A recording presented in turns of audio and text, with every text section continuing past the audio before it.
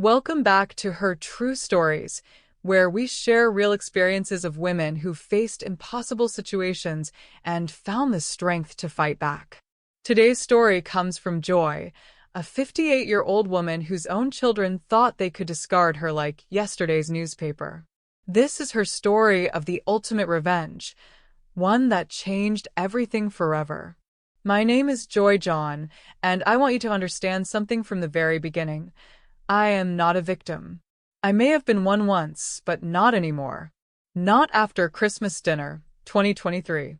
Picture this, my Connecticut home, all 6,000 square feet of it, decorated for the holidays like something out of a magazine. Crystal chandeliers casting warm light over mahogany furniture, a Christmas tree that touched the 12-foot ceiling, and a dining room table that could seat 14 comfortably. Everything perfect, everything expensive, everything that my late husband Robert had insisted upon during our 28 years of marriage. I'm 58 years old, and I've been told I'm beautiful my entire life. Soft blonde curls that I still maintain religiously, striking blue eyes that Robert used to say could stop traffic, and yes, a figure that's fuller than it used to be, but one I wear with confidence. Tonight, I'd chosen a burgundy velvet dress that hugged my curves and made my eyes sparkle. I wanted to look perfect for this dinner. After all, it would be my last as their mother. The table groaned under the weight of Christmas dinner. Prime rib roasted to perfection, Yorkshire pudding, roasted vegetables with herbs from my own garden, and 3 different desserts. I'd spent 2 days preparing this meal, just as I had every Christmas for the past 30 years. My 3 adult children sat around that table with their spouses and my 5 grandchildren, everyone chattering and laughing, completely oblivious to what was coming. Ethan, my eldest at 35, sat at what used to be his father's place at the head of the table. Even at 35, he still carried himself with the arrogance of someone who'd never been told no. His wife Sarah, a stick-thin blonde with cold eyes, picked at her food while making snide comments about the calories in everything I'd prepared. Claire, my only daughter at 33, had inherited my looks, but none of my warmth. She spent most of dinner on her phone, occasionally looking up to criticize something about the house or the meal. Her husband Mark nodded along with everything she said, like the spineless yes man he'd always been. And then there was Jared, my baby at 30. The golden child who could do no wrong, who'd been spoiled rotten by both Robert and me. He sat there with his new wife Jessica, wife number 3 if you're counting, looking bored and checking his Rolex every few minutes. They thought they were so clever. They thought I didn't notice the meaningful glances they'd been exchanging all evening, the way they'd huddled together whispering when they thought I wasn't looking. They thought their sweet, naive mother was too trusting, too loving, too desperate for their approval to see what was coming. They were wrong. I was serving the chocolate trifle, Robert's favorite dessert, which I'd made every Christmas since he died 5 years ago, when Ethan suddenly stood up. He cleared his throat in that pretentious way he perfected in law school, the way that said everyone needs to stop what they're doing and pay attention to me. "I'd like to make an announcement," he said, his voice carrying that particular tone of authority he used when he was about to say something he thought was important. I set down the serving spoon and looked at him with what I hoped was polite interest. "Of course, darling. What is it?" He looked around the table at his siblings, at their spouses, even at the children who were old enough to understand what was happening. Then he looked back at me with eyes that held no warmth, no love, no recognition of the woman who'd given birth to him, raised him, sacrificed for him. "We've been talking," he began, and I noticed how he said "we" like they were a united front against a common enemy. "All of us. And we've come to a decision." I folded my hands in my lap and waited, my face serene, my heart racing with anticipation. This was it. The moment I'd been preparing for, planning for, dreaming of for months. "We've decided," Ethan continued, his voice growing stronger with each word, "that you are no longer a member of our family." The silence that followed was exquisite. Even the youngest children seemed to sense that something momentous had just happened. I could hear the grandfather clock ticking in the hallway, the soft crackle of the fire in the fireplace, the almost imperceptible sound of my own breathing. I looked around the table at their faces. Ethan stood there with his chin raised, proud of himself for delivering what he clearly thought was a devastating blow. Claire was smirking, finally looking up from her phone to see my reaction. Jared was nodding along, as if agreeing that yes, discarding their mother was absolutely the right thing to do. Their spouses looked uncomfortable but complicit. They'd known this was coming. They'd probably helped plan it. And then I did something that clearly wasn't in their script. I laughed. Not a bitter laugh, not a hysterical laugh, but a genuine, delighted laugh that came from deep in my chest. I laughed until tears formed in my eyes, until my sides hurt, until everyone at the table was staring at me like I'd lost my mind. "Oh, my darlings," I said when I finally caught my breath, "that's absolutely perfect. Perfect timing, perfect delivery, perfect everything." I reached into my clutch purse, a vintage Chanel that Robert had bought me for our 20th anniversary, and pulled out 3 gold envelopes. Each one was sealed with old-fashioned sealing wax, each one marked with a name in my elegant handwriting. Ethan, Claire, Jared. "Since we're exchanging gifts," I said, standing gracefully and walking around the table to hand each of them their envelope, "here is my parting gift for you all." Ethan took his envelope with confusion clear on his face. This wasn't how this was supposed to go. I was supposed to cry, to beg, to promise to change, to do anything to win back their love and approval. "What is this?" Claire asked, turning her envelope over in her hands. "Open them," I said, settling back into my chair with the satisfaction of a woman who'd just played her winning hand. "All of you." At the same time. They exchanged glances, clearly unsure of what to do. But curiosity won out, as I knew it would. The sound of tearing paper filled the dining room. 3 envelopes being opened simultaneously, 3 sets of hands pulling out the contents, 3 pairs of eyes scanning the documents I'd had prepared months ago. And then, exactly as I'd planned, exactly as I dreamed about during all those sleepless nights when I'd lain awake plotting their downfall, they started screaming. Claire's shriek was the first to pierce the air, a sound of pure horror that sent her children scrambling away from the table. Jared's cursing followed, words that would have earned him a mouthful of soap when he was a child. And Ethan, Ethan just stood there with his mouth hanging open, his face growing paler by the second as he read the same devastating truth over and over again. "This can't be real," Sarah whispered, reading over Ethan's shoulder. "Tell me this isn't real." But it was real. Every word, every legal document, every devastating revelation contained in those gold envelopes was absolutely, completely, irrevocably real. And I was just getting started. Before we continue with Joy's incredible story of revenge and justice, I want to remind you that you're part of something special here.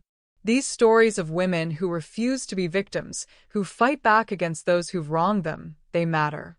They inspire us to find our own strength when we need it most. Don't just listen and leave. Hit subscribe so you'll never miss another story that speaks to your soul. Ring that notification bell. Share this with someone who needs to hear it, and let's build a community where women support each other through every trial and triumph.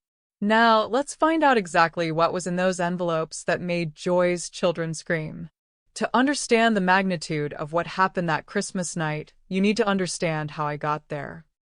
You need to know about the years of planning, the careful documentation, the slow, methodical process of watching my children reveal their true nature and preparing accordingly.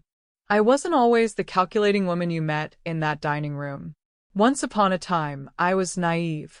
I believed in unconditional love, in the bonds of family, in the idea that if you just loved your children enough, gave them enough, sacrificed enough for them, they would love you back. I learned better. My story begins in a small town in Ohio, where I was born Joy Margaret Sullivan to parents who loved me, but had very little money. I was what people called a natural beauty, the kind of girl who got noticed wherever she went, who had boys lining up to ask her to prom, who could have married anyone she wanted. Robert was 15 years older than me, already established in his career as a corporate lawyer, already wealthy beyond anything my small-town imagination could grasp. When he saw me working as a receptionist at his law firm's satellite office, he pursued me with the same single-minded determination he brought to everything else in his life. We married when I was 22, and he was 37. I thought I was Cinderella, and in many ways I was. Robert gave me everything: the house, the cars, the clothes, the jewelry, the lifestyle I'd only dreamed about. But like most fairy tales, there were dark corners that took time to discover. Robert wanted children immediately, and I was happy to oblige. We tried for 2 years with no success, and I'll never forget the day Robert announced we were going to explore other options. That's how he put it, other options. Like I was a business problem to be solved rather than his wife struggling with infertility. The other options turned out to be private adoption arrangements that Robert handled entirely through his legal connections. Within 6 months, we had Ethan, a beautiful baby boy who Robert claimed came from a teenage mother who wanted to remain anonymous. 2 years later came Claire, and 2 years after that, Jared. 3 perfect children, 3 beautiful babies who I loved instantly and completely. Robert insisted on certain legal protections, paternity tests, special custody arrangements, documents that seemed unnecessarily complicated for straightforward adoptions. But I trusted him. I trusted that everything he did was for our family's protection. I was 28 when Jared was born, and I threw myself into motherhood with everything I had. I was going to be the perfect mother, the kind of mother who baked cookies and attended every school event and made sure her children knew they were loved every single day. And I was. For years, I was exactly that mother. I organized birthday parties that were talked about for months afterward. I volunteered at their schools, coached their Little League teams, drove them to music lessons and art classes, and every activity their hearts desired. When they were sick, I sat up all night with them.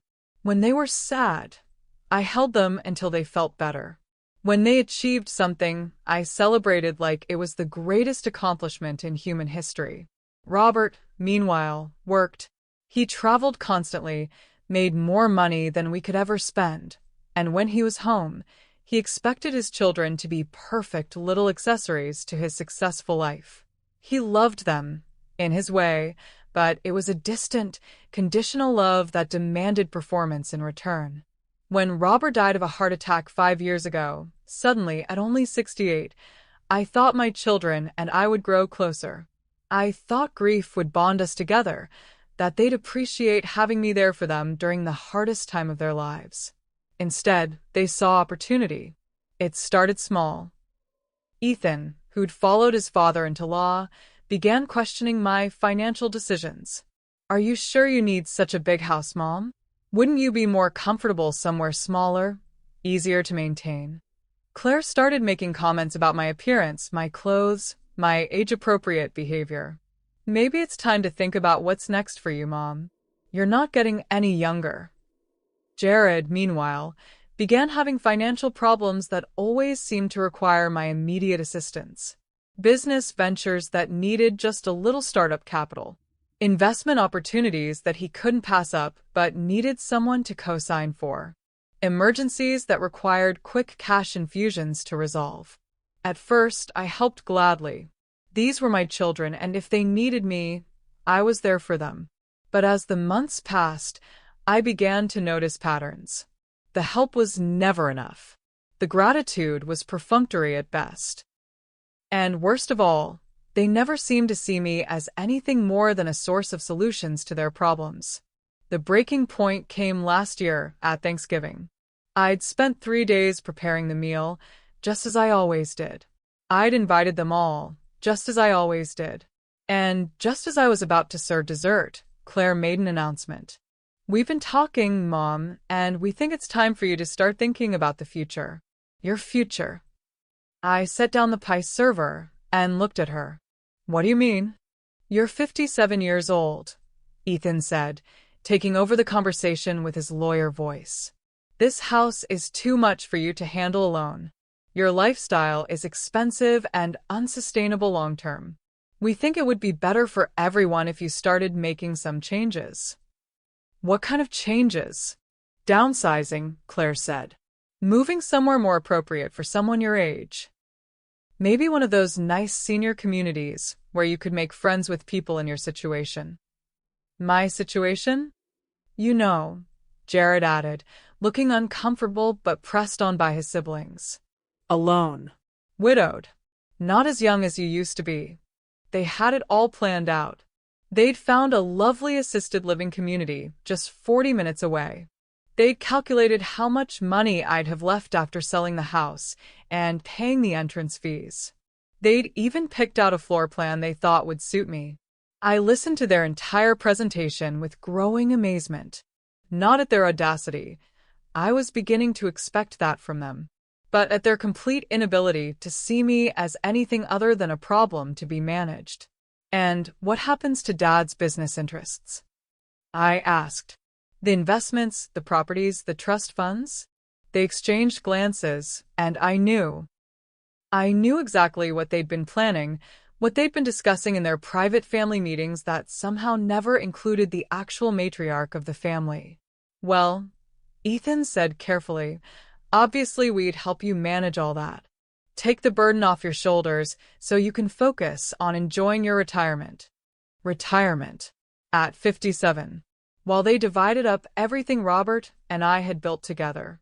That night, after they'd all gone home to their own lives, I sat in Robert's study and made a decision. If my children wanted to treat me like an obstacle to be removed, then I would remove myself, but not in the way they expected. I would beat them at their own game. The first thing I did was hire a private investigator. If my children thought they could manipulate me, I wanted to know exactly what kind of people I was dealing with. What I discovered was worse than I'd imagined. Ethan, my successful lawyer son, was embezzling money from his firm's client accounts to support a gambling addiction that had already cost him nearly $500,000. Claire, my princess daughter, was having an affair with her personal trainer while her husband worked 80-hour weeks to support her shopping addiction. And Jared, sweet, charming Jared, was dealing cocaine to his wealthy friends and using me as an unwitting money launderer for his profits. My children weren't just ungrateful. They were criminals. The second thing I did was visit my own lawyer. Not one of Robert's old partners, but a sharp young woman who specialized in estate planning and had no connections to my family. Together, we began the process of restructuring everything Robert had left me. And the third thing I did was the most important of all. I went back through all of Robert's papers, all the legal documents from when we'd adopted the children, all the medical records and correspondence I'd kept so carefully all these years. That's when I found it. The truth that Robert had hidden from me for 30 years. The truth that would change everything. The truth that was now contained in those 3 gold envelopes, causing my children to scream at my Christmas dinner table. Because, you see, Robert had lied to me about more than just the adoption arrangements. Much more. The art of revenge, I learned, is not in the dramatic gesture. It's in the 1,000 small cuts that slowly bleed your target dry, the gentle erosion that undermines their foundation until one day they wake up and discover they're standing on nothing but air. After that Thanksgiving revelation, I began what I came to think of as my soft chisel approach. Every interaction with my children became an opportunity to gather information, to plant seeds of doubt, to quietly begin withdrawing the support they'd taken for granted their entire lives. It started with money. Jared called me 2 weeks after Thanksgiving, his voice tight with stress. "Mom, I need your help. There's been a problem with one of my investments, and I need about $30,000 to cover some temporary shortfalls." In the past, I would have transferred the money immediately, no questions asked. This time, I asked questions. Lots of them. What kind of investment? Who's managing it? Can you send me the paperwork? Have you consulted with a financial advisor? What's your plan for paying this back? Mom, it's complicated. I don't have time to explain everything right now. I just need the money by tomorrow, or I'm going to lose everything. Then maybe you should lose everything, I said quietly. Maybe that would teach you to make better choices. The silence on the other end of the phone was deafening. What did you just say to me? I said maybe you should face the consequences of your poor decisions instead of expecting me to bail you out every time you make a mistake. Are you serious right now? This is your son asking for help. This is my son asking for money. Again. Without explanation, without gratitude, and with the assumption that I exist solely to solve his problems. He hung up on me. It was the first time in 30 years that one of my children had hung up on me, and it felt like a victory. Claire was next. She called me 3 days before her annual Christmas shopping trip to New York, a trip that traditionally involved my credit card and resulted in bills that made my accountant wince. I've made our reservations at the plaza, she said without preamble.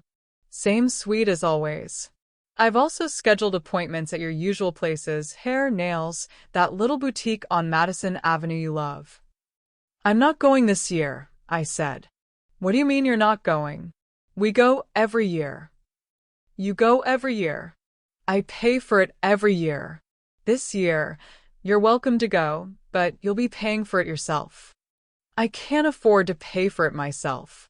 You know that. Then maybe you should plan a trip you can afford. What is wrong with you lately?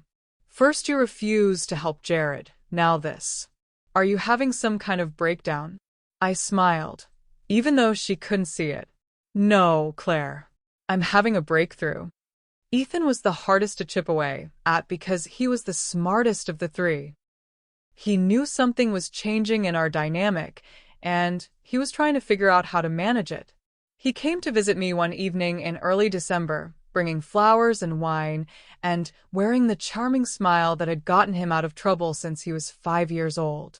Mom, he said, settling into Robert's old chair in the study. I'm worried about you. Are you? How sweet. The things you said to Jared, the way you treated Claire about her shopping trip, it's not like you. We're all concerned that maybe the stress of being alone in this big house is getting to you.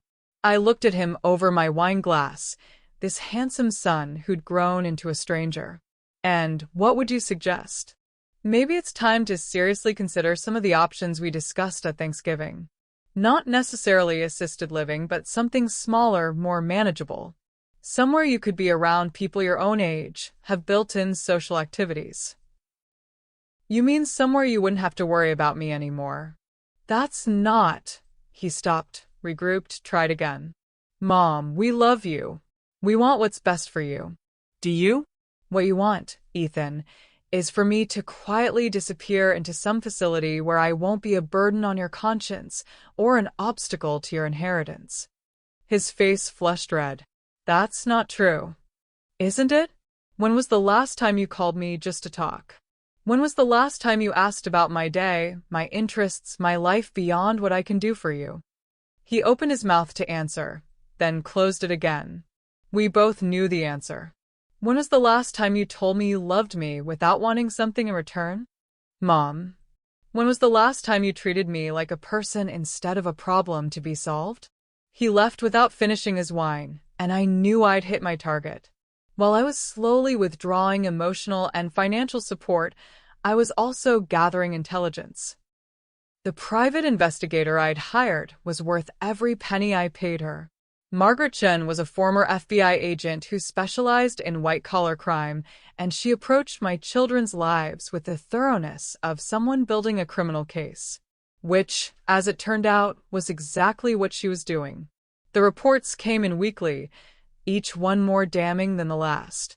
Ethan's gambling debts were worse than I'd initially thought.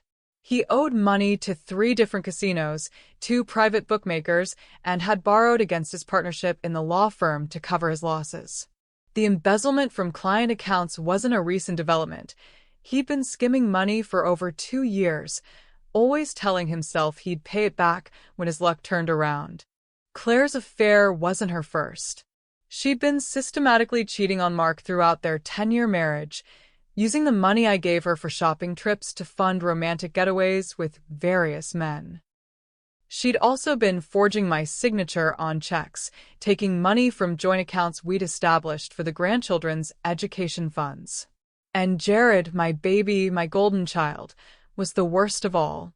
The cocaine dealing was just the tip of the iceberg. He was also involved in money laundering, tax evasion, and had used my name and address to establish shell companies that were being investigated by the IRS. My children weren't just ungrateful and entitled. They were criminals who had been using me as their unwitting accomplice for years. But even with all of this evidence, the most devastating discovery was still to come. While Margaret was investigating my children's current crimes, I was digging deeper into their origins. I spent hours in Robert's study, going through files he'd kept locked away, medical records he'd never let me see, correspondence with lawyers and doctors and adoption agencies that painted a very different picture than the one he'd given me. The first crack in the facade came when I found the real paternity test results. Robert had told me the tests were just a formality, legal protection to ensure there were no future challenges to the adoptions. What I discovered was that the tests revealed something much more significant. Robert was not the biological father of any of the children. But more shocking than that, I was not their biological mother either. The children I'd raised, loved, sacrificed for, and devoted my life to weren't adopted babies from troubled teenagers. They were the biological children of Robert's first wife, Diana, who had died in a car accident when the children were very young. Robert had lied to me about everything. He'd married me not because he loved me, but because he needed a mother for his children. He'd convinced me we were building a family together when in reality, he was asking me to raise another woman's children while pretending they were our own. For 30 years, I'd been living a lie.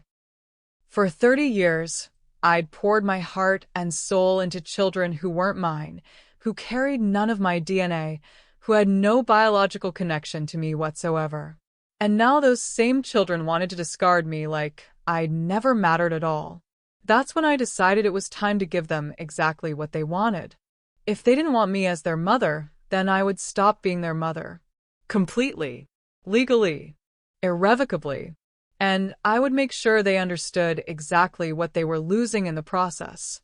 The gold envelopes at Christmas dinner were just the beginning. The truth has a weight to it that you can feel in your bones. When I found those documents hidden in Robert's private safe, the one he thought I didn't know about, the truth settled over me like a lead blanket, heavy and suffocating and undeniable. I was sitting in his study at 2 a.m, surrounded by manila folders and legal documents, when I found the file marked Family Medical Records, Confidential. Inside were the real paternity test results, the actual adoption paperwork, and a series of letters between Robert and his lawyers that revealed the depth of his deception. My hands shook as I read the DNA analysis reports. 3 children, 3 separate tests, all showing the same devastating result.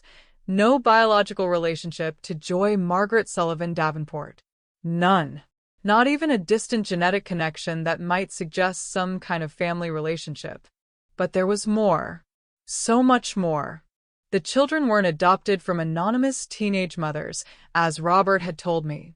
They were his biological children with his first wife, Diana Blackwood Davenport, who had died in a car accident when Ethan was 5, Claire was 3, and Jared was just 1 year old.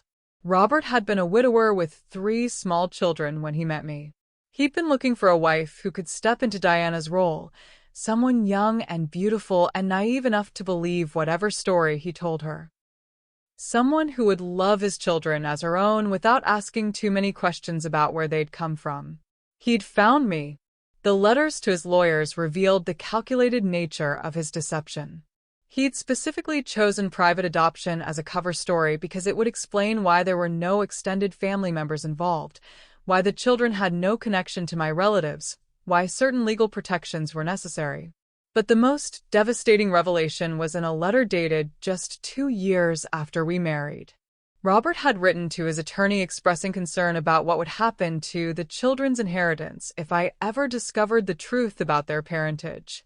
He wanted to ensure that his assets would go to his biological children regardless of my legal status as their adoptive mother. The attorney's response was cold and precise. As long as I remained unaware of the true circumstances, I would have full parental rights and responsibilities. But if the truth ever came to light, my legal relationship to the children could be challenged, especially since the original adoption documents contained fraudulent information about their origins. Robert had been planning for the possibility of discarding me from the moment we married. I sat in that study until dawn, reading and rereading the documents, trying to process the magnitude of what Robert had done to me. He hadn't just lied about how we became a family. He'd constructed an elaborate fiction that made me a stranger in my own life. But as the sun came up and I made my third cup of coffee, something else began to take root alongside the pain and betrayal. If Robert had been planning to discard me, if the children weren't legally mine in the way I'd believed, then I had options he'd never considered. I could discard them first. The next morning, I called my lawyer, Amanda Morrison, and scheduled an emergency meeting. Amanda was a sharp woman in her 40s who specialized in complex family law, and she'd been helping me restructure my estate planning since Robert's death. But this conversation would be different from anything we'd discussed before. I need to understand my legal relationship to my children, I told her, sliding the DNA test results and adoption documents across her desk. Amanda read through everything twice, her expression growing more concerned with each page. When she finally looked up, her face was grave.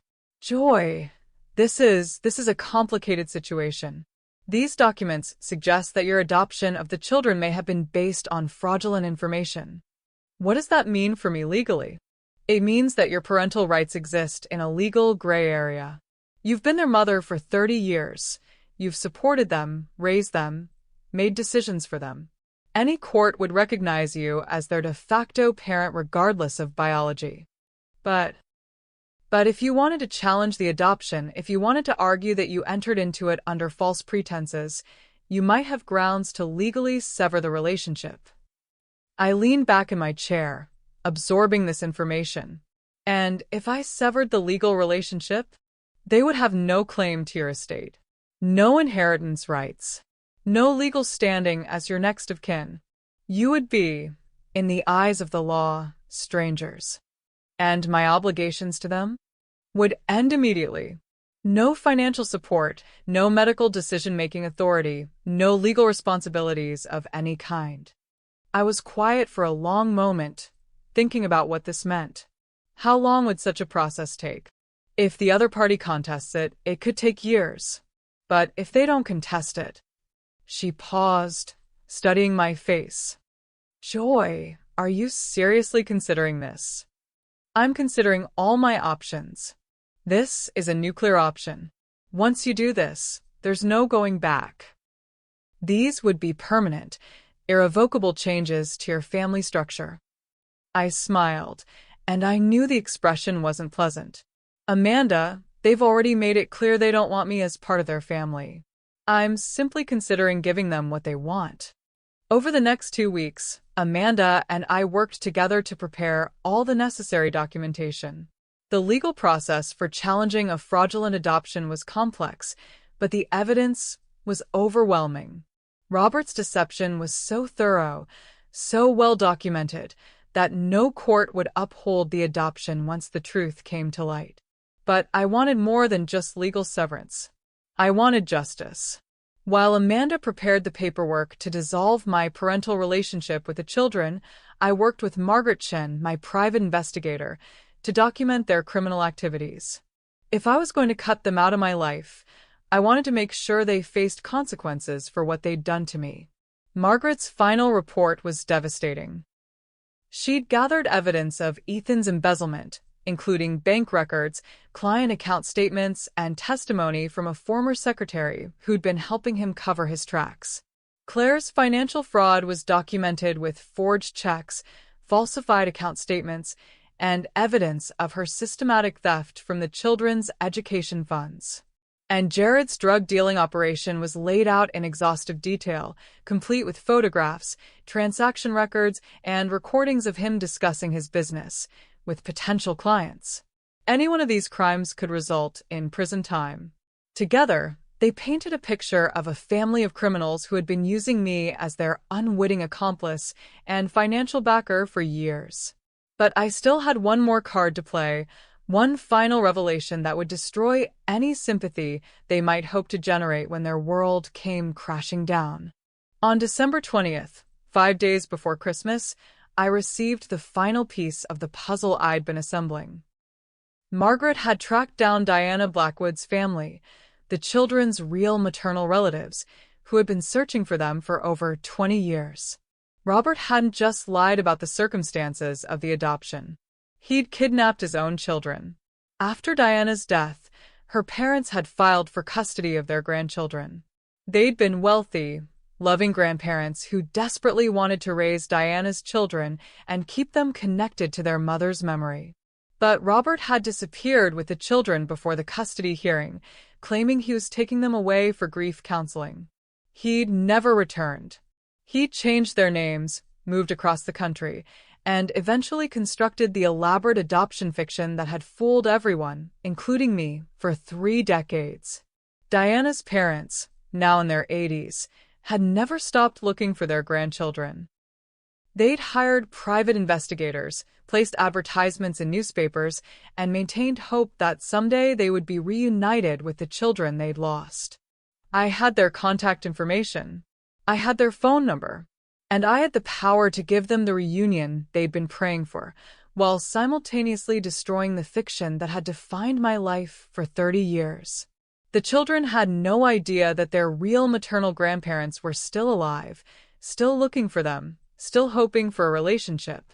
They had no idea that they had aunts, uncles, and cousins who'd been mourning their disappearance for decades. And they definitely had no idea that their beloved father, Robert, the man they'd idealized since his death, had been a kidnapper who'd stolen them from their mother's family and used them as bait to trap a naive young woman into a life of service. The gold envelopes I prepared for Christmas dinner contained all of this information. The DNA test results proving we weren't related, the evidence of their criminal activities, the legal documents severing my parental rights, and the contact information for the grandparents who'd been searching for them their entire lives. But most importantly, the envelopes contained the truth about Robert, about their mother Diana, and about the lies that had shaped their entire existence. I'd spent 30 years living a fiction. It was time for them to learn what that felt like. Christmas dinner would be perfect revenge. They wanted to discard me as their mother? Fine. I would show them exactly what they were choosing to lose, and exactly who they really were underneath all the lies Robert had told them. The screaming at the dinner table was just the beginning. I want to pause here for a moment to acknowledge the power of truth. Joy's story shows us that sometimes the most devastating weapon against those who've wronged us isn't violence or cruelty. It's simply revealing the truth they've been running from. If you're finding strength in Joy's journey, if her refusal to be a victim resonates with you, please hit that like button and share the story. Your engagement helps us reach more women who need to hear these stories of courage and transformation. Now, let's see what happens when Joy's children discover the truth about their entire lives. December 15th, 10 days before Christmas, I decided to test the waters. I needed to see how my children would react to hints about what was coming, needed to gauge their level of panic when they realized their comfortable world might be shifting. I invited them all to Sunday dinner, nothing formal, just family time, I said.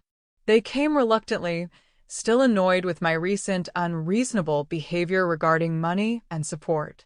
They thought they were coming to a reconciliation dinner where their poor, confused mother would apologize for her recent coldness and promise to return to her role as their personal ATM. They had no idea they were walking into a preview of their destruction. I'd prepared a lovely meal, nothing too elaborate, but good enough to put them at ease. Roast chicken, mashed potatoes, green beans from my garden. Comfort food that reminded them of their childhoods, when I'd been the devoted mother who existed solely to serve their needs. We were halfway through dinner when I decided to drop the first hint. "I've been thinking a lot about family lately," I said casually, cutting my chicken with deliberate precision. "About what family really means, about the bonds that hold us together." Ethan looked up from his plate, already alert to the possibility that this conversation was heading somewhere he didn't want to go. "That's nice, Mom. Family is important." "Yes, it is. But I've been wondering, what makes someone family? Is it blood? Is it love? Is it the choice to treat each other with respect and kindness?" Claire set down her fork. "What are you getting at?" "Nothing specific, dear. Just philosophical musings from an old woman." I smiled sweetly, enjoying the tension I could see building around the table. "Although I have been doing some research into our family history, did you know there are genealogy services now that can trace your bloodline back centuries?" Jared shifted uncomfortably in his seat. "Why would you want to do that?" "Curiosity, mainly. I've always wondered about your biological parents, about the families you came from. Don't you ever wonder about your real heritage?" The silence that followed was electric. They all knew they were adopted, of course, but it was something we rarely discussed. In their minds, I was their mother, Robert was their father, and their biological origins were irrelevant ancient history.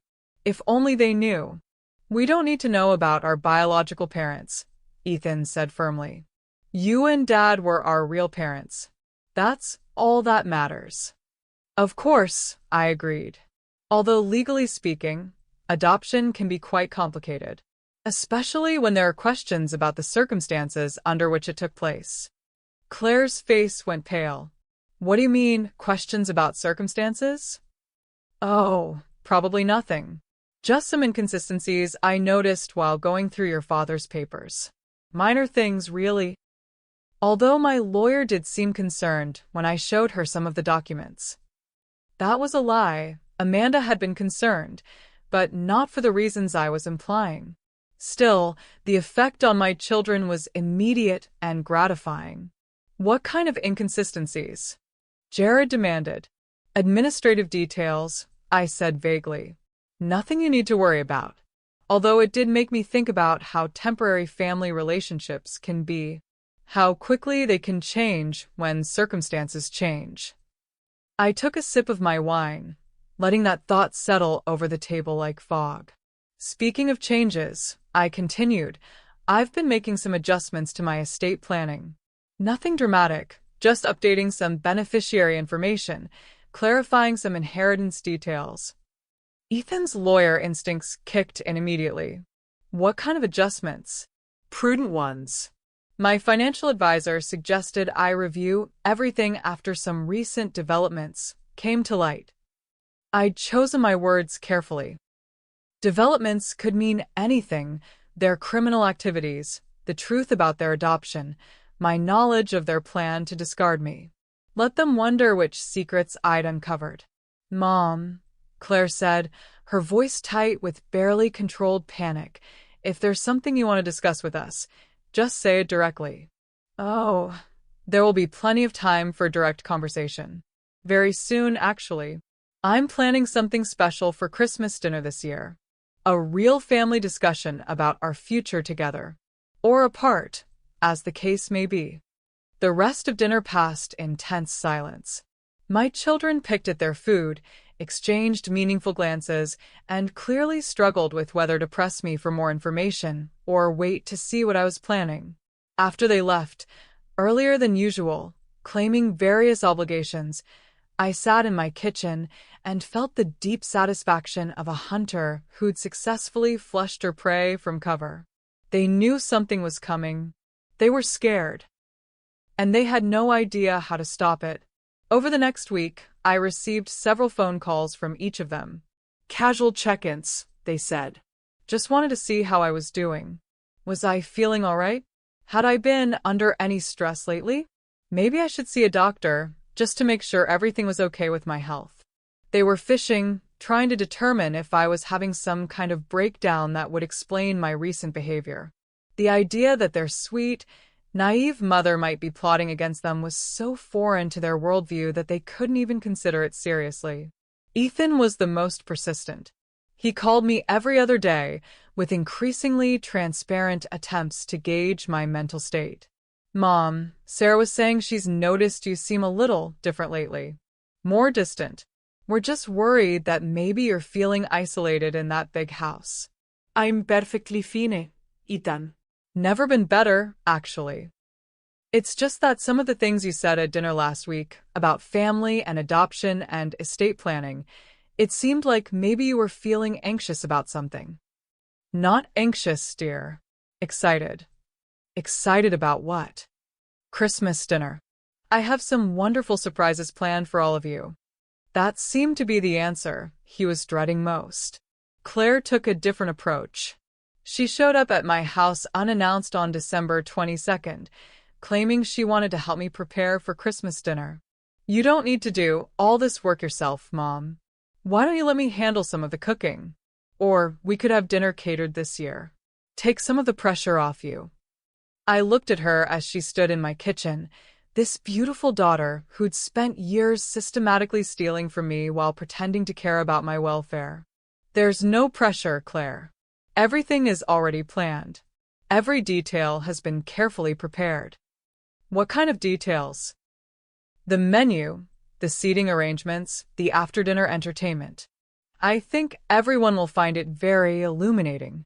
She left looking even more worried than when she'd arrived. But it was Jared who surprised me the most.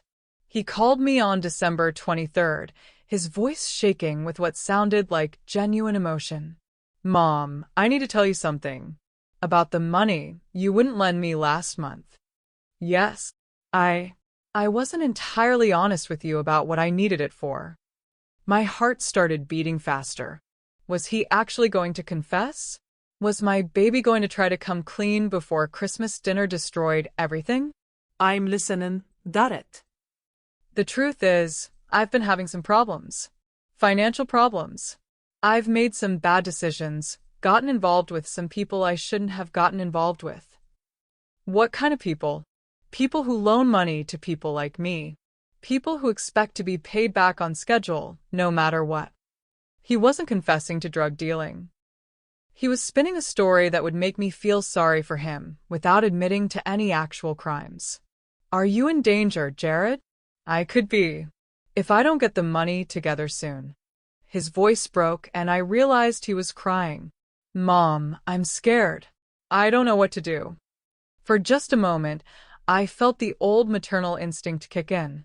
The desire to protect my child, to fix his problems, to make everything better. For just a moment, I almost offered to help him. Then I remembered the photographs Margaret had shown me. Jared handing packages of cocaine to well-dressed clients outside expensive restaurants. Jared counting stacks of cash in his apartment. Jared laughing with his friends about how easy it was to manipulate his crazy old mother into funding his lifestyle. Jared, I said gently, have you considered that maybe it's time to face the consequences of your choices? What do you mean? I mean, maybe running to mommy to fix your problems isn't the answer anymore. Maybe it's time for you to be a man and deal with your own mistakes. The silence stretched out between us. I can't believe you're going to let me get hurt over money, he finally said, his voice cold now that manipulation had failed. I'm not letting anything happen to you, Jared. You created this situation. You can find a way out of it. You know what? Fine. We'll see how you feel about family loyalty after Christmas dinner. He hung up, and I knew he'd just confirmed what I already suspected. They'd planned their announcement for Christmas dinner, probably thinking it would be the perfect dramatic moment to discard me publicly. They had no idea I'd been planning my own announcement for the same occasion.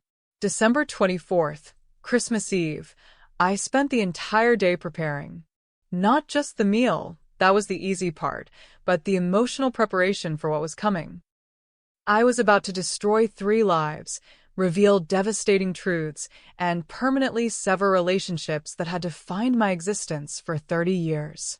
I thought about Diana, the children's real mother, whose parents were still alive and still searching for them.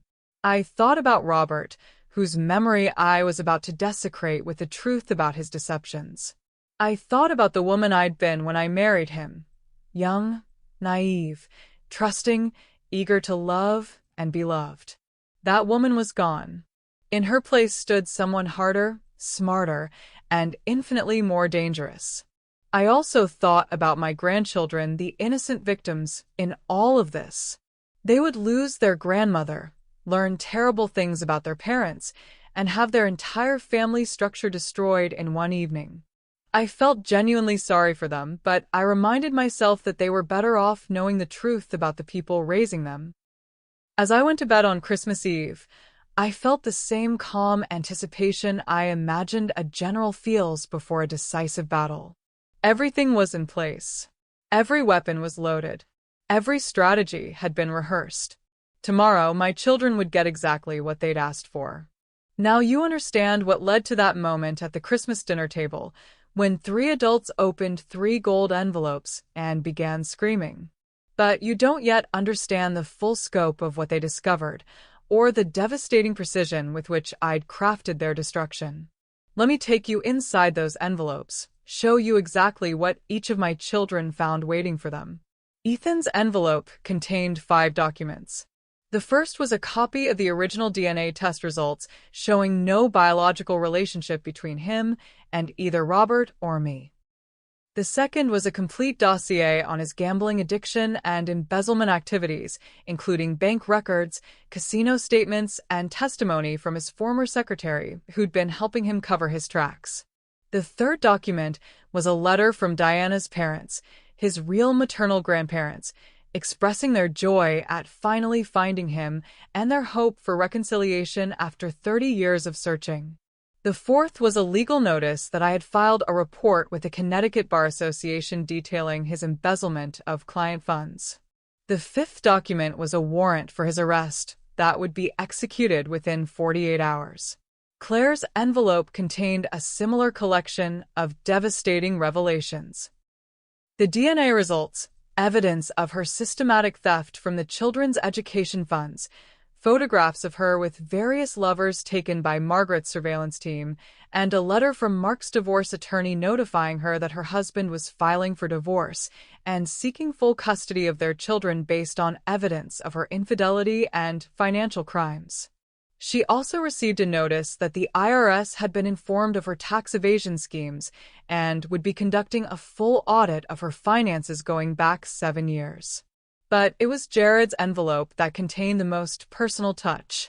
Along with his DNA results and evidence of his drug-dealing operation, I'd included something special, a recording of him talking to his friends about me. Margaret had captured this conversation at a bar just 2 weeks earlier, where Jared was bragging about how easy it was to manipulate his pathetic old mother into giving him money. He'd laughed about my weight, made cruel jokes about my loneliness, and described in detail how he planned to have me declared incompetent so he could gain control of my assets. The old cow is so desperate for love, she'll believe anything I tell her, he'd said, his voice clear and cruel on the recording. A few tears, some story about being in trouble, and she hands over whatever I need. It's like having a personal ATM that runs on guilt. His friends had laughed, and Jared had continued. The best part is, she actually thinks we love her. She has no idea we're just waiting for her to die so we can split up all that money. My brother and sister think we should put her in a home now, but I like having her available for emergencies. The recording was 18 minutes long, and every minute contained something more devastating than the last. All 3 envelopes also contained copies of the legal documents I'd filed to dissolve my adoptive relationship with them, effective immediately. No more inheritance. No more family connection. No more mother. When they opened those envelopes and began reading, the sounds that came out of them weren't quite human. Claire's shriek was high and piercing, like an animal caught in a trap. Jared's cursing was violent and creative, a stream of profanity that seemed to go on forever. But it was Ethan's silence that was most unnerving. He just stood there, reading and rereading the documents, his face growing paler with each pass. Their spouses reacted with equal horror. Sarah grabbed Ethan's papers and began reading over his shoulder, her hand flying to her mouth when she reached the embezzlement evidence. Mark looked at the photographs of Claire with her lovers and quietly pushed back from the table, his face a mask of disgust and betrayal. Jessica, Jared's newest wife, listened to about 30 seconds of the recording before she started laughing, not with humor, but with the bitter realization that she'd married a monster. The grandchildren, thank God, were young enough that most of them didn't understand what was happening. The older ones looked confused and frightened by their parents' reactions, but I'd specifically timed this revelation for after they'd finished eating, knowing they'd be tired and ready to play in the living room. "This isn't real," Claire kept saying, even as she stared at the photographs of herself that Margaret had taken. "This can't be real." "Oh, but it is," I said calmly, cutting myself another piece of turkey as if nothing unusual was happening. Every document, every photograph, every recording, all absolutely authentic. "You can't do this," Ethan said, his lawyer training finally kicking in. "You can't just dissolve an adoption that's been legal for 30 years. "Actually, I can. When the adoption was based on fraudulent information, when the biological relationships were misrepresented, when the adopting parent was deceived about the circumstances, yes, it can absolutely be dissolved." "We'll fight this," Claire said, her voice shaking with rage. "We'll contest it in court. We'll prove you're incompetent, that you're having some kind of breakdown." I smiled at her. This daughter, who'd spent years undermining my confidence, making me doubt my own judgment, trying to convince me I was too old and foolish to manage my own life. "With what money, Claire? Your accounts are already frozen pending the IRS audit. Mark is filing for divorce and seeking control of all marital assets. You're about to be arrested for check fraud and embezzlement. Exactly what resources do you think you'll have to fight me in court?" She opened her mouth to respond, then closed it again as the reality of her situation began to sink in. "And Ethan," I continued, turning to my eldest son, "you might want to focus on preparing your defense for the embezzlement charges rather than worrying about inheritance law. I understand that lawyer prisoners don't fare particularly well in prison." "How long have you known?" Jared asked, his voice barely above a whisper. "About which part? Your drug dealing? Your theft of my money? Your plan to have me declared incompetent? Or did you mean how long have I known about your charming conversation at Murphy's bar where you called me a pathetic old cow?" His face went white. "You recorded me?" "I had you recorded. There's a difference. And just so you know, copies of everything, all the evidence, all the recordings, all the legal documents have been sent to the appropriate authorities. The DEA, the FBI, the IRS, the Connecticut Bar Association, and several news outlets that specialize in stories about wealthy families destroying themselves through greed and stupidity." The table erupted in chaos again. Everyone talking at once, voices raised in panic and accusation and desperate attempts to find a way out of the trap I'd constructed for them. But I wasn't finished yet. "There's one more thing," I said, raising my voice to cut through the noise. "Something you should know about your father, about your real mother, about the lies that have shaped your entire lives." The chaos stopped. Everyone turned to look at me. "Your father didn't adopt you from anonymous teenage mothers. You're the biological children of his first wife, Diana Blackwood Davenport, who died in a car accident when you were very young." The silence was complete now. After Diana's death, her parents filed for custody of you. They wanted to raise you, love you, keep you connected to your mother's memory. But Robert kidnapped you before the custody hearing. He changed your names, moved across the country, and constructed an elaborate fiction to hide you from the family that had been searching for you for 30 years. Claire made it sound like she was choking. Your real grandparents are still alive. They're in their 80s now, but they've never stopped looking for you. They've hired private investigators, placed advertisements, and prayed every day that they would find Diana's children. You're lying, Ethan said, but his voice lacked conviction. Am I? Their names are James and Margaret Blackwood. They live in Portland, Oregon. Their phone number is in your envelopes, along with a letter they wrote when I contacted them last week. They're hoping you'll call them. They have photographs of your mother, stories about her childhood, family heirlooms they've been saving for you. I stood up from the table, smoothing my dress, preparing to deliver the final blow. You see, my dear children, you wanted to discard me because I wasn't really family. But it turns out I'm not your family either. I never was. I was just a woman your father used to provide free childcare while he built his career and hid you from the people who actually loved you. I picked up my purse and headed toward the door. The house has been sold. The new owners take possession on January 15th. I suggest you remove your belongings before then, although given your upcoming legal troubles, storage might be difficult to arrange. I paused at the dining room doorway and looked back at the wreckage of what had once been my family. Merry Christmas, my darlings. I hope you enjoy your new lives as much as I'm going to enjoy mine. And then I walked out of that house, out of their lives, and into the freedom I'd been planning for months. The screaming followed me all the way to my car. I drove to the Marriott downtown, where I'd booked the penthouse suite for the next month. The hotel staff had been expecting me. I'd made arrangements weeks ago, knowing I wouldn't be welcome in my own home after Christmas dinner.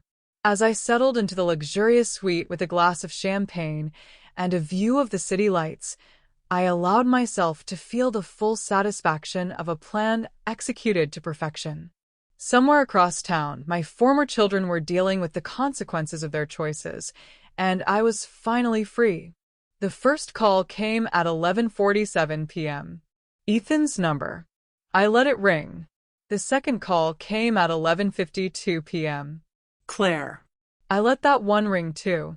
By midnight, all three of them had called multiple times, left voicemails that ranged from desperate pleading to furious threats, and sent text messages that revealed just how thoroughly their world had collapsed in the span of a single evening.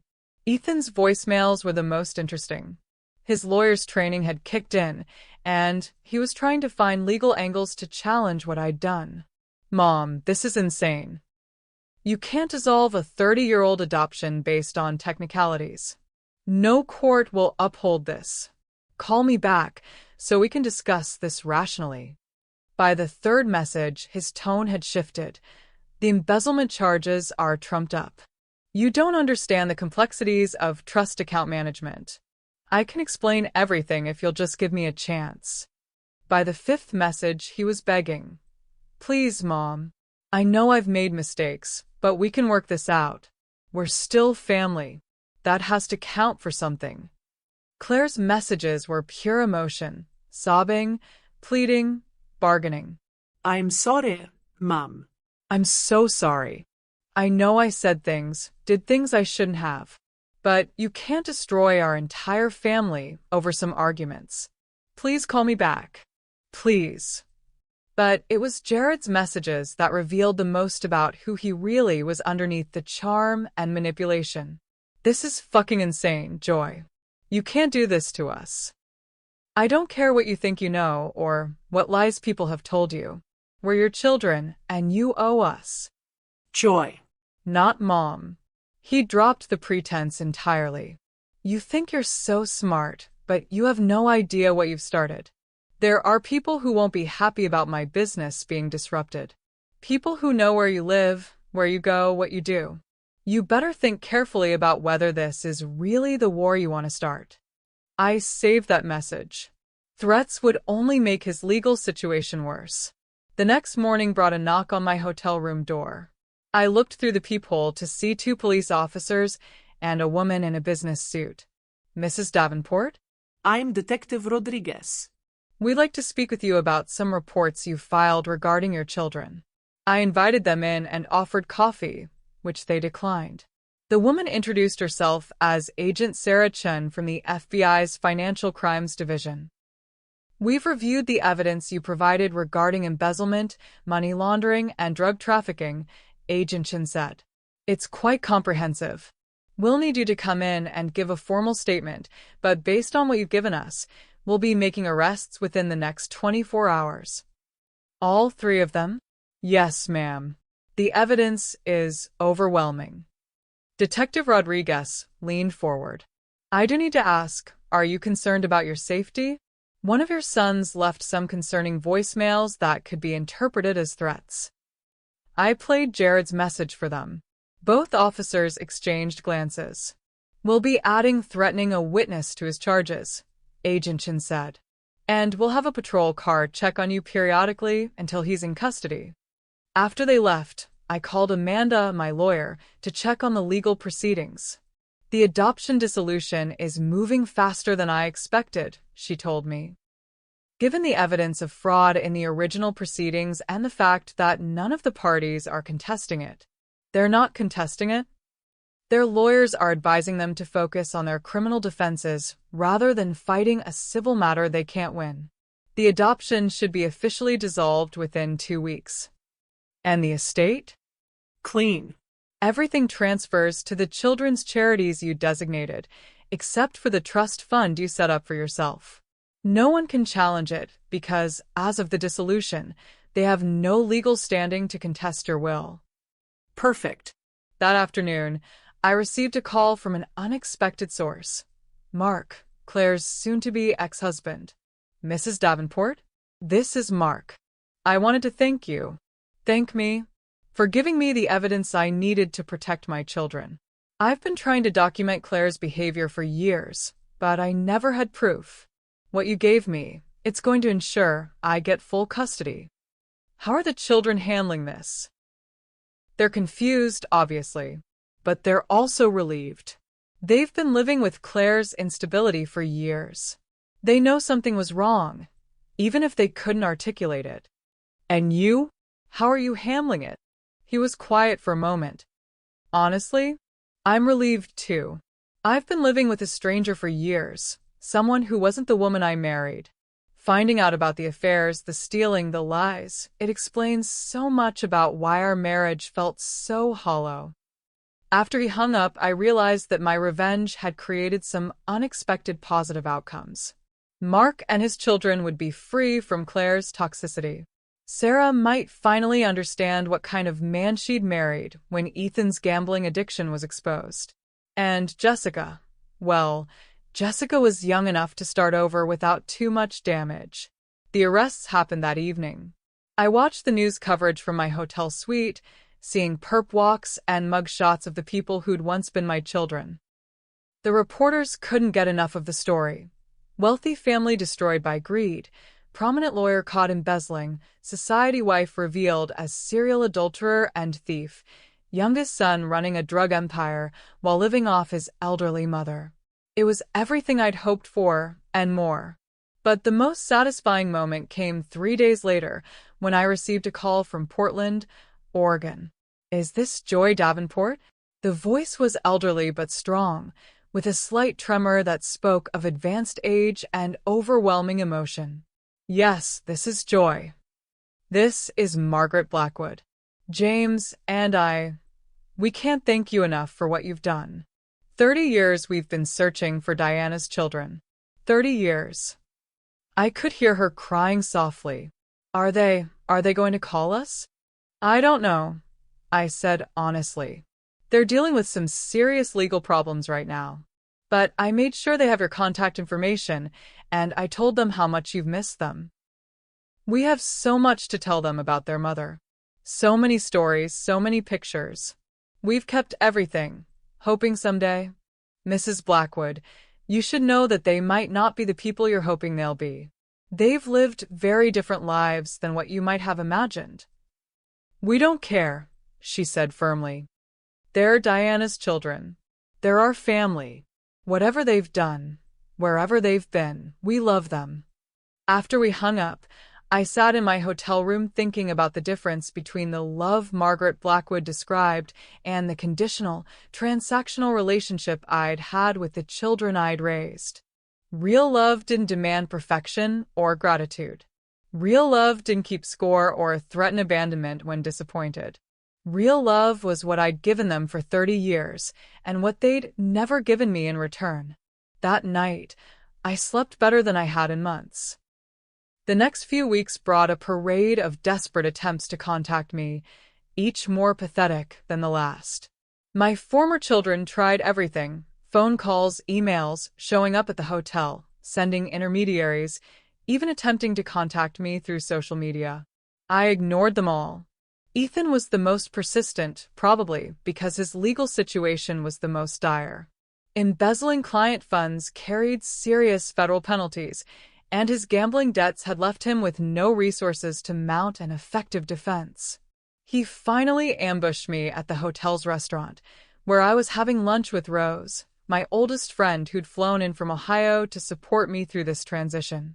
"Mom," he said, appearing suddenly at our table like a desperate ghost. Please. Just 5 minutes. He looked terrible. His expensive suit was wrinkled, his hair uncombed, his eyes red-rimmed with exhaustion and stress. The golden boy who'd once commanded every room he entered now looked like exactly what he was: a criminal facing the consequences of his choices. "I'm sorry," I said politely, "but I don't know you. Please don't do this. I know you're angry, but we can work this out. We're still family." "No," I said, cutting into my salmon with deliberate precision, "we're not. The legal documents dissolving our relationship were finalized yesterday. We are now officially and legally strangers. That's just paperwork. You raised me. You loved me. That has to count for something." I looked up at him then, this man who'd once been my little boy, who I'd rocked to sleep and comforted through nightmares and cheered for at soccer games. "You're right. I did love you. For 30 years, I loved you more than my own life. And you repaid that love by stealing from me, lying to me, and planning to have me declared incompetent so you could control my assets. I never meant for it to go that far. Didn't you? Because I have recordings of you discussing exactly that plan with your siblings. I have documentation of meetings with lawyers about guardianship proceedings. I have evidence that you've been systematically undermining my credibility with my doctors, my financial advisors, and my friends." His face crumpled. I was desperate. The gambling, the debts. I wasn't thinking clearly. No, Ethan. "You were thinking very clearly. You were thinking about how to use my love for you to solve your problems, just like you've been doing your entire life." I signaled the waiter for the check. "Now, if you'll excuse me, I have plans this afternoon." "What plans?" I smiled at him, and I knew the expression was cold enough to freeze water. "I'm meeting with a documentary filmmaker who's interested in telling the story of how 3 adopted children systematically abused their elderly mother until she was forced to disown them to protect herself." The color drained from his face. "You wouldn't. Wouldn't I? It's quite a compelling story, actually. Wealthy family, shocking betrayals, criminal activity, the ultimate revenge. The kind of story that trends on social media for weeks." I stood up, leaving money on the table for the meal. "Oh, and Ethan? If you ever approach me in public again, I'll have you arrested for harassment. The restraining order I filed yesterday should have been served to you by now." Rose and I walked away, leaving him standing alone in that expensive restaurant, looking like the broken man he'd become. Claire tried a different approach. She sent her children, my former grandchildren, to the hotel with a letter. I was walking through the lobby when I saw them. Emma, age 12, and David, age 10, sitting on one of the elegant sofas in their school uniforms, looking lost and confused. My heart clenched. These children were innocent victims in their parents' war, and seeing them in this situation made me genuinely sad for the first time since Christmas dinner. Grandma Joy? Emma stood up when she saw me, her eyes hopeful and scared. Hello, Emma. David. I kept my voice gentle but formal. What are you doing here? Mommy said to give you this. Emma held out an envelope with my name written in Claire's handwriting. She said to tell you that she's sorry and she loves you, and please come home. I took the letter but didn't open it. How did you get here? Daddy brought us, David said. But he's waiting in the car. He said he can't talk to you because of legal stuff. Smart man. Mark was protecting himself while still allowing the children to attempt one last connection with the woman who'd been their grandmother for their entire lives. Emma, David, I want you to understand something very important. The problems between me and your mother have nothing to do with you. You're wonderful children, and I love you very much. Then why won't you come home? Emma asked, tears starting to form in her eyes. Because sometimes adults make choices that have consequences. Your mother made some very bad choices, and now she has to face the results of those choices. But we miss you, David said. And Mommy cries all the time now. I knelt down, so I was at their eye level. I miss you too. More than you know. But I can't be part of your family anymore because your mother hurt me very badly, and I need to protect myself. Will we ever see you again? The question broke my heart. I don't know, sweetheart. That will depend on a lot of things that are out of my control right now. I hugged them both, breathing in the scent of their hair, memorizing the feeling of their small arms around my neck. Then I walked them back to the car where Mark was waiting. I'm sorry about this, he said through the driver's window. Claire convinced them to write you a letter, and they insisted on delivering it themselves. It's fine. They needed to see me, to understand that this isn't about them. For what it's worth, I think you did the right thing. What Claire did to you, it was unforgivable. That evening, I finally read Claire's letter. It was exactly what I expected. Desperate pleading mixed with attempts at manipulation, promises to change, claims that she'd been influenced by her brothers, threats of suicide if I didn't forgive her. But buried in the hysteria was one line that revealed everything I needed to know about how Claire really saw me. I know I took some money, but you have so much, and I needed it more than you did. I was just borrowing from my inheritance anyway. Borrowing from her inheritance. Even in her apology letter, even while begging for forgiveness, she still saw my money as rightfully hers. I threw the letter away without finishing it. Jared's approach was the most predictable. He tried to intimidate me. He called my hotel room at 3 a.m., clearly drunk or high, his voice slurred with chemicals and rage. You think you're so fucking smart, don't you? You think you can destroy my life and just walk away. Jared, I said calmly, you're violating the restraining order by calling me. This conversation is being recorded, and I'll be forwarding it to the police in the morning. Good. Let them hear this. Let them hear what happens when you fuck with people's lives for no reason. No reason? You were dealing drugs, stealing my money, and planning to have me declared incompetent. Those seem like pretty good reasons to me. I was protecting myself. Do you have any idea how much money I owe to how many dangerous people? I know exactly how much money you owe and to whom. My investigator was very thorough. Then you know what's going to happen to me if I can't pay them back. Jared, you created this situation. You chose to deal drugs. You chose to gamble with money you didn't have. You chose to threaten your mother when she wouldn't enable your criminal behavior. These are all your choices. You could fix this. You could pay off my debts, hire me a good lawyer, make this all go away. I could, but I won't. Why? Why are you doing this to us? I was quiet for a long moment, thinking about how to answer that question. Because, Jared, you asked me to. All of you. You told me I wasn't part of your family anymore. You were right. I'm not. And now you get to live with what that actually means." He hung up cursing, and I went back to sleep with the satisfaction of a woman who'd finally stopped letting other people's poor choices become her emergencies. The next morning, I forwarded the recording to Detective Rodriguez, who assured me that Jared's bail would be revoked and he'd be returned to jail pending trial. 3 weeks after Christmas dinner, all three of my former children were in custody, their assets frozen, their lives in ruins. Their spouses had either filed for divorce or were in the process of doing so. Their children were safe with responsible caregivers who would protect them from the chaos their parents had created. And I was free. Free to live my life without constantly managing other people's crises. Free to spend my money on things that brought me joy instead of enabling destructive behavior.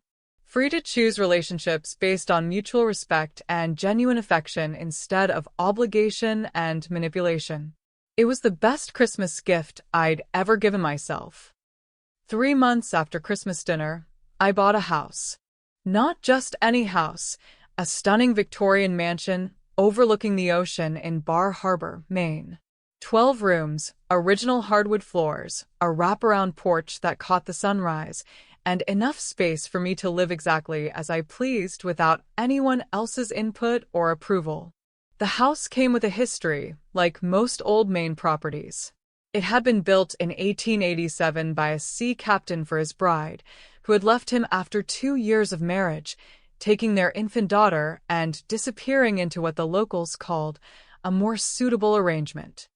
The captain had lived alone in the house for 40 more years, turning it into a showcase of his travels and adventures, filling it with treasures from around the world. I felt a kinship with both the captain and his bride. We'd all learned the hard way that sometimes the people we trust most are the ones most likely to betray us, and sometimes the best revenge is simply living well without them. The house needed work. Months of renovations to update the plumbing and electrical systems, restore the original millwork, and transform it into a 21st century home that honored its 19th century bones. I threw myself into the project with the enthusiasm of a woman who finally had complete control over her environment. For the first time in my adult life, every decision was mine alone. The color of the walls, the fabric for the curtains, the style of the furniture, the books on the shelves, everything reflected my taste, my preferences, my vision of what a home should be. I chose deep, rich colors that made the rooms feel warm and dramatic. Burgundy in the dining room, forest green in the library, soft gold in the living room. I furnished the spaces with antiques that had stories, pieces that spoke to me of history and character, and the kind of enduring beauty that improves with age. The master bedroom became my sanctuary, decorated in shades of blue that echoed the ocean outside my windows. I bought the most luxurious bedding I could find, installed a fireplace for winter mornings, and created a sitting area where I could drink coffee and watch the sunrise over the water. But my favorite room was the library. Floor-to-ceiling bookshelves, a massive stone fireplace, leather chairs that invited hours of reading, and windows that framed the ocean like living paintings.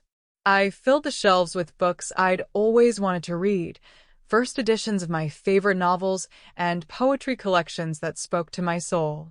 This was where I spent most of my time, reading and writing and thinking about the woman I was becoming in the absence of obligation and expectation. The renovations took 6 months, and during that time I lived in a suite at the local inn, getting to know the town and its people. Bar Harbor was the kind of place where summer brought tourists and winter brought solitude, where locals protected each other's privacy and respected the healing power of distance from complicated pasts. I made friends slowly, but genuinely. There was Martha, who owned the bookstore and shared my love of literary fiction.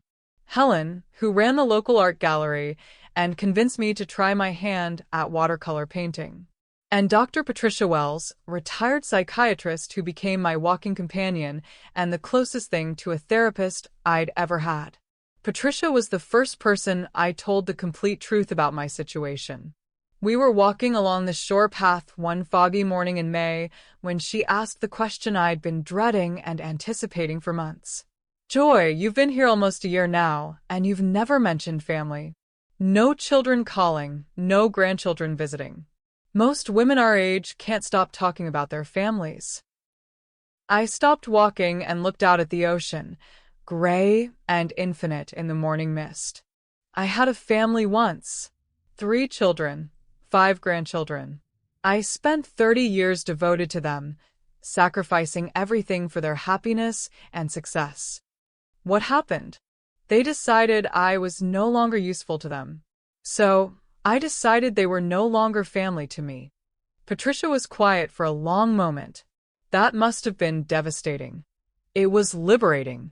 I told her everything then. The years of manipulation and financial abuse. The discovery that I wasn't their biological mother. The Christmas dinner confrontation. The legal proceedings that severed our relationship. The criminal charges that had destroyed their lives. When I finished, Patricia was quiet for several minutes. Do you regret it? She finally asked. Which part? Any of it. All of it. I thought about the question seriously. Did I regret loving them so completely for so long? Did I regret discovering the truth about their character? Did I regret fighting back when they tried to discard me? No, I said finally. I regret that it took me so long to see them clearly. I regret that I enabled their behavior for years by never setting boundaries or demanding respect. But I don't regret protecting myself when I finally understood what they really were. And you don't miss them? I miss the people I thought they were. But those people never really existed. They were just roles they played to get what they wanted from me. That conversation marked a turning point in my healing. I stopped feeling like a woman in exile and started feeling like a woman who'd found her way home. By the time I moved into my renovated house that September, I'd established a life that felt authentic in a way nothing had for decades. I had routines that pleased me, friendships that nourished me, and hobbies that challenged me. I started each day with coffee on the porch, watching the sun rise and planning my day according to my own desires rather than other people's demands. I painted watercolors that captured the changing light on the ocean. I read voraciously, working my way through classics I'd never had time for when I was managing everyone else's crises. I also started writing.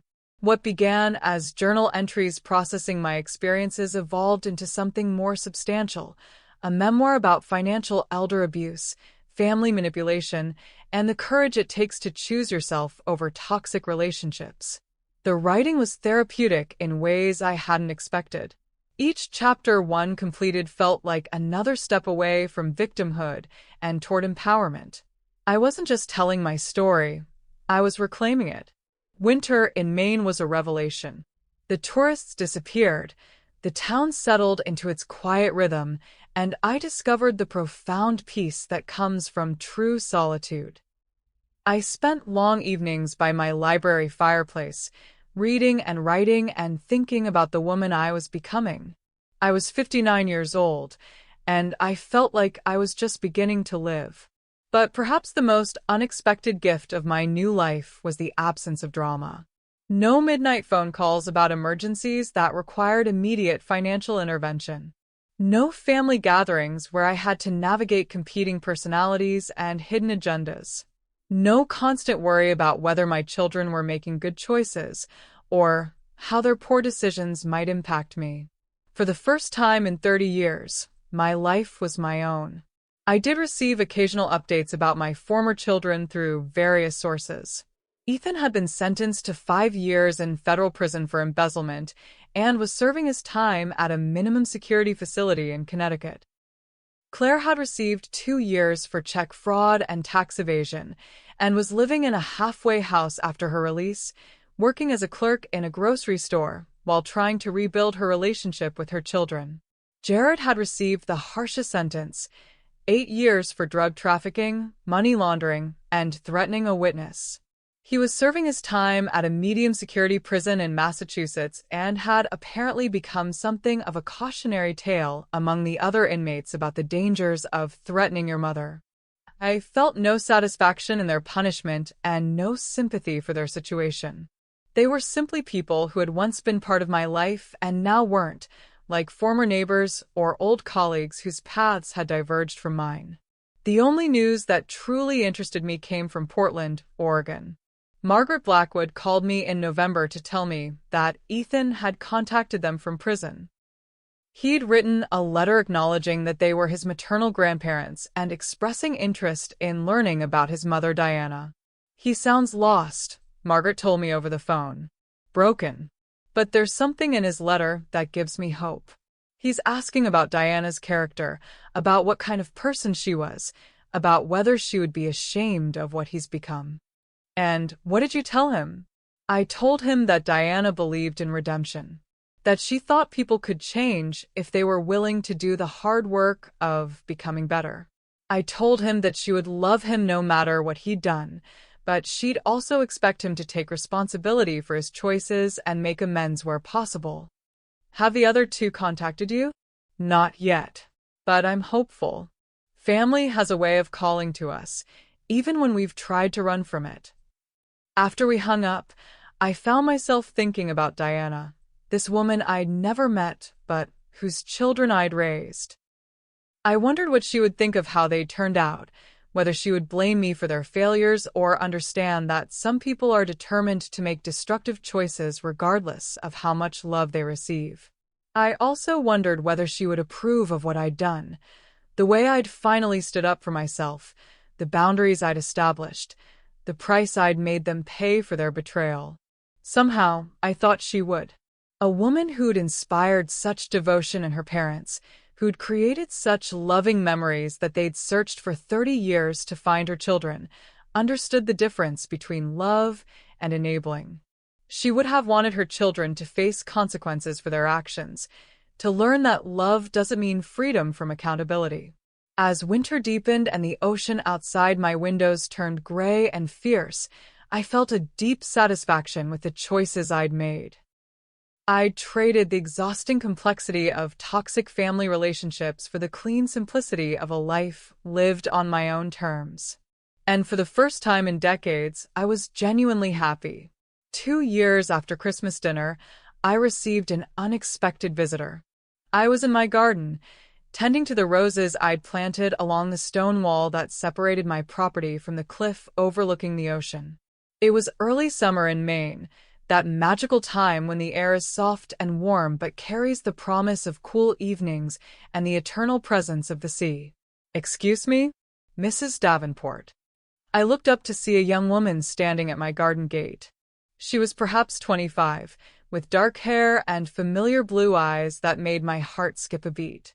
"I'm sorry to bother you," she continued, "but I'm Jessica Morrison. I was married to Jared for about 6 months before everything happened."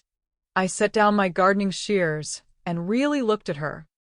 She was prettier than I remembered from Christmas dinner, with an openness in her face that suggested she'd learned some hard lessons but hadn't let them make her bitter.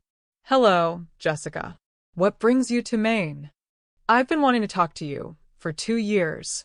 To thank you." "Thank me?" "For saving me from a life I didn't even realize was destroying me." I invited her into the house, made tea, and we sat in my living room overlooking the ocean. She told me about the aftermath of that Christmas dinner, how she'd gone home that night and really listened to the recording of Jared talking about me, how she'd realized that if he could speak that cruelly about the woman who'd raised him, he would eventually speak that cruelly about her. "I filed for divorce the next day," she said. "Before he was arrested, before the full scope of his crimes came out. I just knew I couldn't be married to someone who was capable of that level of cruelty towards someone who loved him." "That was smart of you." It was the first smart decision I'd made in years. Jared was very good at making me doubt my own judgment, making me think I was overreacting to things that bothered me. But hearing him talk about you, this woman who'd given him everything, it clarified something for me. She sipped her tea, and looked out at the ocean. I wanted to ask you something, though. Weren't you afraid? Of being alone, of not having family, of what people would think? It was a good question, one I'd asked myself many times over the past 2 years. I was terrified, I admitted. For about the first 6 months, I kept waiting to feel the regret, the loneliness, the crushing isolation that I'd been told would destroy me if I didn't have family. But it didn't happen. No. What I found instead was peace. Freedom. The ability to wake up each morning and choose how to spend my day based on what would bring me joy rather than what would prevent someone else's crisis. Do you ever miss them? I miss the idea of them. I miss the fantasy of what I thought family could be. But I don't miss the reality of what they actually were. Jessica nodded as if this made perfect sense to her. I've been in therapy, she said. Learning about manipulation, about how people use family obligation and guilt to control others. My therapist says what you did was actually textbook healthy boundary setting, even though it looked extreme from the outside. It was extreme. But extreme situations sometimes require extreme responses. We talked for another hour about healing, about rebuilding life after betrayal, about the courage it takes to choose yourself over toxic relationships. When she left, she hugged me with genuine warmth. I hope I can be as brave as you are someday, she said. You already are, Jessica. You already are. After she left, I sat on my porch thinking about bravery, about the different forms it takes, about how it feels to be called brave for doing something that had felt more like survival than heroism. A month later, I received another unexpected contact. This time it was a letter, forwarded through my lawyer, from Claire. She was living in a small apartment in Hartford, working 2 jobs to pay restitution and support herself while trying to rebuild her relationship with her children. The letter was different from her previous attempts at contact. No manipulation, no demands, no claims that she was the real victim. Instead, it was a simple acknowledgement of what she'd done and an apology that felt genuine. I understand why you can never forgive me, she wrote. I understand that I destroyed something precious through my greed and selfishness. I'm not writing to ask for anything or to try to change your mind about the choices you made. I'm writing because my therapist says I need to take full responsibility for my actions without expecting anything in return. You loved me completely for 33 years, and I repaid that love with theft, lies, and contempt. You deserved so much better from all of us. I hope you're happy now. I hope you've found the peace and respect that we never gave you. I read the letter twice, then filed it away without responding. Some apologies deserve acknowledgement, and some deserve the dignity of silence. This felt like the latter. But the letter did make me think about forgiveness, not the kind that restores relationships, but the kind that frees the forgiver from carrying the weight of other people's failures. I'd forgiven them, I realized. Not because they deserved it, but because I deserved to be free from the burden of their betrayal. Forgiveness, I'd learned, wasn't about them at all. It was about me choosing to stop letting their past actions control my present feelings. That fall, Martha from the bookstore suggested I submit my memoir to publishers. This story needs to be told, she said. There are so many women out there who are living with family abuse and don't even recognize it because it comes wrapped in obligation and guilt. I'd been hesitant to share my story publicly, but Martha was right. The more I talked to other women, the more I realized how common my experience was. How many mothers, grandmothers, and daughters were being systematically drained by family members who saw them as resources rather than people. My memoir, The Last Christmas, was published the following spring. It became a surprise bestseller, resonating with readers who recognized their own experiences in my story. I started receiving letters from women who'd found the courage to set boundaries with abusive family members, to stop enabling destructive behavior, to choose their own well-being over family expectations. The book's success brought speaking opportunities, interview requests, and more attention than I'd expected. But it also brought something more valuable, the knowledge that my pain had been transformed into something that could help others. On the third anniversary of Christmas dinner, I was interviewed for a podcast about family estrangement.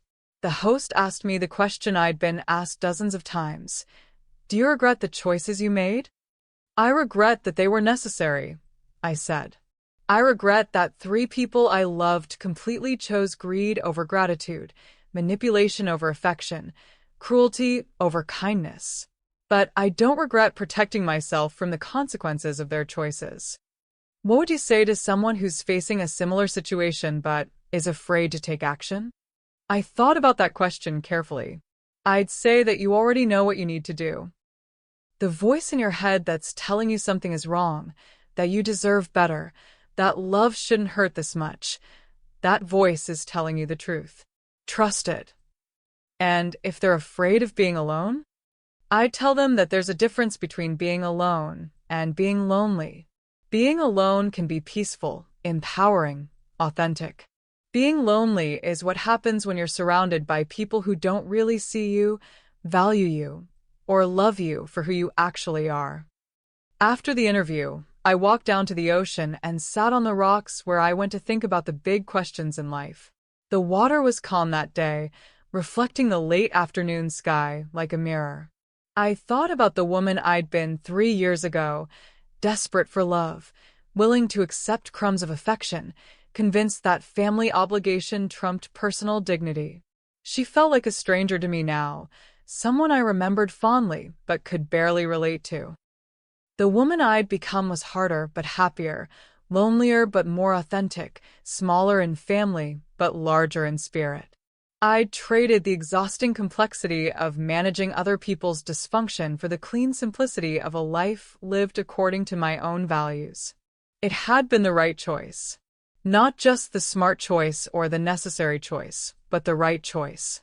As the sun set over the water, painting the sky in shades of pink and gold, I thought about gifts, the ones we give and the ones we receive, the ones that build up and the ones that tear down.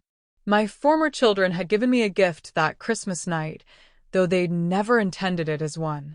They'd given me permission to stop pretending that abuse was love, that obligation was family, that enduring mistreatment was noble. In return, I'd given them my parting gift, the truth about who they really were, the consequences of their choices, and the freedom to live without the burden of my expectations. My former children had given me a gift that Christmas night, though they'd never intended it as one. They'd given me permission to stop pretending that abuse was love, that obligation was family, that enduring mistreatment was noble. In return, I'd given them my parting gift, the truth about who they really were, the consequences of their choices, and the freedom to live without the burden of my expectations. We were all better off without each other. And as I walked back to my beautiful house, my peaceful life, my authentic existence, I whispered the words that had become my evening prayer. Thank you for showing me who you really were. Thank you for setting me free. The ocean whispered back its eternal response. Some endings are beginnings, some losses are gains, and some gifts are perfect precisely because they take everything away. Thank you for joining us on Joy's incredible journey from victim to victor. Her story reminds us that sometimes the most loving thing we can do for ourselves and others is to refuse to enable destructive behavior, even when it comes from family. Joy's courage to choose herself over toxic obligation shows us that it's never too late to rewrite the story of our lives. If Joy's story resonated with you, if it gave you strength to examine your own relationships, or inspired you to value yourself more highly, please share it. Hit that like button to support stories that show women standing up for themselves and thriving on their own terms. Subscribe to her true stories for more accounts of women who refused to be victims and chose to become victors instead. Remember, you don't owe anyone access to your life, your resources, or your peace of mind just because you share DNA or a history. Sometimes the most radical act of love is learning to love yourself enough to walk away from those who don't value what you bring to their lives. In the comments below, share your thoughts on Joy's choices. Have you ever had to set difficult boundaries with family members? How did you find the courage to choose yourself? Your stories matter, and they might be exactly what another woman needs to hear today. Until next time, remember that some endings are really beginnings, and the most beautiful chapters of your life might be the ones you write completely on your own. This is Her True Stories. Thank you for being part of our community of strong, fearless women who refuse to settle for less than they deserve.